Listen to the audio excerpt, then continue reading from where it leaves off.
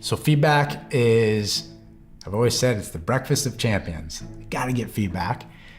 And it's overrated because, just because people are giving you feedback doesn't mean that you have to go make changes based on what you hear. I'll never forget there was a time where I was in my company leadership practice with about 30 people, and there were a lot of new people in the office.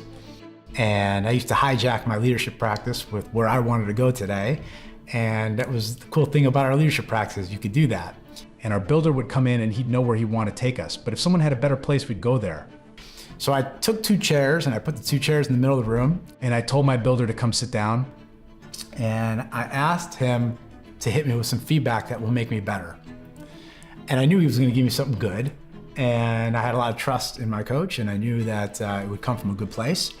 And I wanted everybody in the room to see an example of giving your leader feedback. And one, to show them how I would take it and what I could do with it. And when he got done, I let all my employees come up one by one and give me feedback. And I didn't know it at the time, but that was one of the hardest things I think I've ever done, because they felt so comfortable that they started hitting me with things that I didn't see coming. And some of it I was really upset about, and I had to sit there and take it because I asked for it.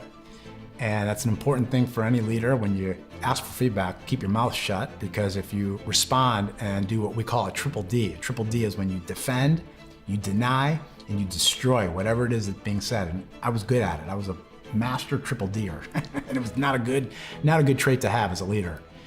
And if you're gonna ask people for feedback and they give it to you, you better keep your mouth shut, because if you stomp on them, they'll never come back, and they'll never tell you what they're thinking because of the experience that you gave them in that moment.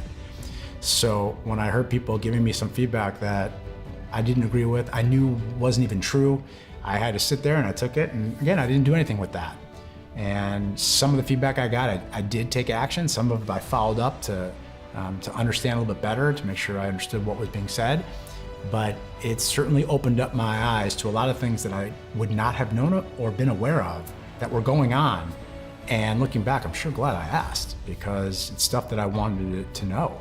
And there's nothing worse than having people thinking things in your company and they don't tell you because they're too scared, and you never ask, and then they're sabotaged. So the rule and the discipline for a leader is you ask for feedback, and you ask 10,000 times, and you can expect crickets. Nobody's gonna give you anything.